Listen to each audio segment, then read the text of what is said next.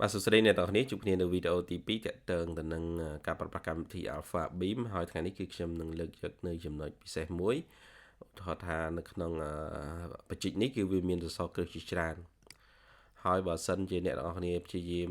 ប្រើប្រាស់មុខងារគឺ manual ក្នុងការបញ្ចូលលេខរៀងឲ្យspan pi នេះគឺយើងចំណាយពេលយូរដោយសារនៅក្នុងបច្ចេកនេះគឺវាមានរហូតដល់888ដើមដែលនៅក្នុងករណីហ្នឹងគឺអ្នកនរគ្នាត្រូវធ្វើការបញ្ចូលម្ដងមួយនៅលើមុខងារនៃ Revit គឺវាមានយើងគ្រាន់តែបញ្ចូលម្ដងមួយនៅក្នុងនេះនៅពេលដែលយើងបញ្ចូលវាយើងបញ្ចូលអាចតាមរយៈ mark ឬក៏តាមរយៈ comment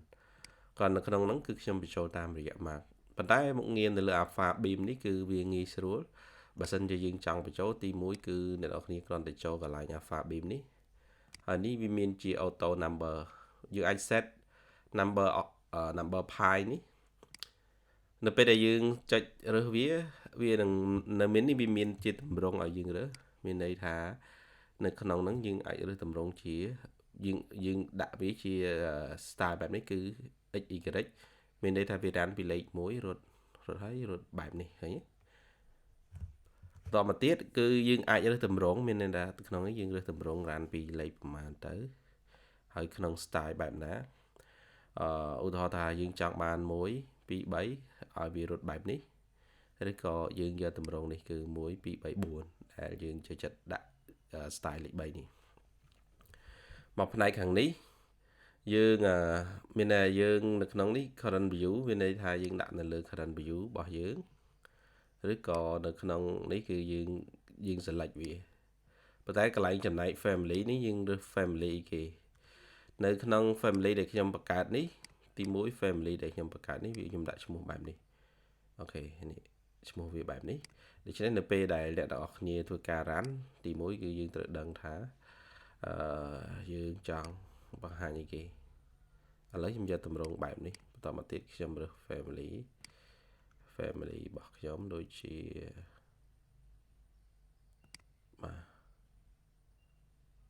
បាទឥឡូវគឺសំទោសខ្ញុំមកមើល family tag នេះវិញនេះអានេះគឺជា family tag បាទមិនមែនជា family របស់នេះទេនេះ family tag របស់ខ្ញុំនេះអញ្ចឹងកន្លែងនេះគឺខ្ញុំចូលមកកន្លែងនេះខ្ញុំរើសជា family tag វិញព្រោះនេះខ្ញុំស្មាននៅក្នុងនេះវាអត់បញ្ជាក់អញ្ចឹងនេះគឺជា family tag បន្តមកទៀតកន្លែងនេះគឺអ្នកនរគ្នាត្រូវតែដាក់ជាបញ្ចូលនៅក្នុង mark ឬក៏យើង share parameter ពីខាងក្រៅខ្ញុំបញ្ចូលនៅក្នុង mark ចំណែក start number នេះយើងអាច start ពីលេខប្រមាណហើយចំណែកអានេះគឺអក្សរដែលយើងដាក់ពីមុខអូខេឧទាហរណ៍នេះខ្ញុំដាក់ដោយអក្សរ P ឬក៏ពីមុខខ្ញុំដូរដោយអក្សរអីឬក៏ខ្ញុំមិនចាំបាច់ដាក់ខ្ញុំដាក់តលេខចុះតមកទៀតអ្នកនរគ្នាគ្រាន់តែចុច OK មកអូខេអញ្ចឹងវានឹងធ្វើការ run automatic ឲ្យយើងទាំងអស់តែម្ដងអូខេនេះវា load ទៅឃើញ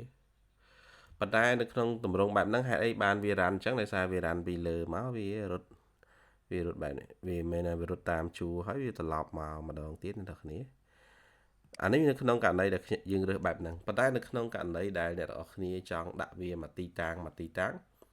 តើតែអ្នកនរគ្នាធ្វើការអីគេ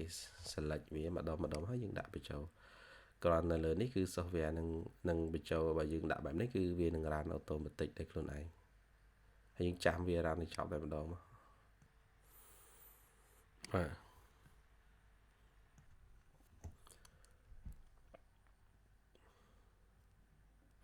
ទឥឡូវក្នុងកណីវាបញ្ចូលរួចរាល់ហើយចេញទីវា load អានេះ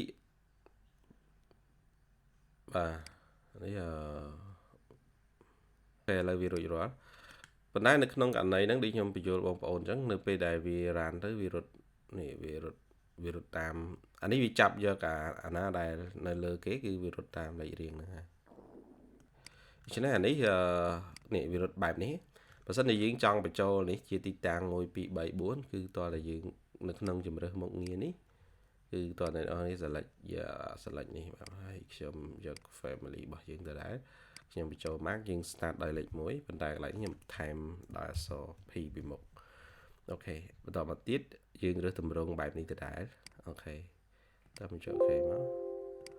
ប៉ុន្តែនៅក្នុងនេះយើងត្រូវតែធ្វើការ select វាមកនេះតទៅទៀតមិញខ្ញុំភ្លេច select បាទបន្ទាប់មកយើងយកអាមុខងារនេះមកហើយអ្នកនរគ្នាយកដដែលយើងយក mark ដដែលហើយ start ពីលេខ1បាទហើយនេះយើងវាយបញ្ចូលមកមើលទម្រង់បែបនេះចុច OK ឃើញអញ្ចឹងមានន័យថានេះគឺវាត្រឹមត្រូវតមកទៀតគឺខ្ញុំបញ្ចូលអាមុខងារម្ដុំនេះដែរអញ្ចឹងអានេះគឺវាដល់លេខ4ហើយគាត់អានេះជាងចំណាយពេល select តិចទេវាអត់បញ្ហាអីទេវាងាយស្រួលជាងយើងបញ្ចូលដៃអូខេនេះយើងរើសដូចគ្នាដែរអានេះយើង start លេខ5ទៅវិញមកអានេះគឺខ្ញុំបញ្ចូលវាដែរមកហើយខ្ញុំចុច OK វាមកបាទតមកទៀតនៅក្នុងនេះម្ដុំនេះយើងអាចរើសវាបញ្ចូលក្នុងករណីតែមួយក៏បានដែរឬក៏ដល់នេះទៀតក៏បានដែរតមកយើងធ្វើដូចគ្នាដែរអញ្ចឹងមុនហ្នឹងវាចប់ត្រឹមលេខ12ដូច្នេះកន្លែងនេះគឺខ្ញុំ start ពីលេខ13យើងរើសជា family ដូចគ្នាហើយជា mark ដូចគ្នាយើងរើសជាទម្រង់បែបនេះដូចគ្នាហើយយើងថែមអញ្ញត្តិនៅពីមុខហើយយើងចុច OK មកគឺដូចរាល់បាទ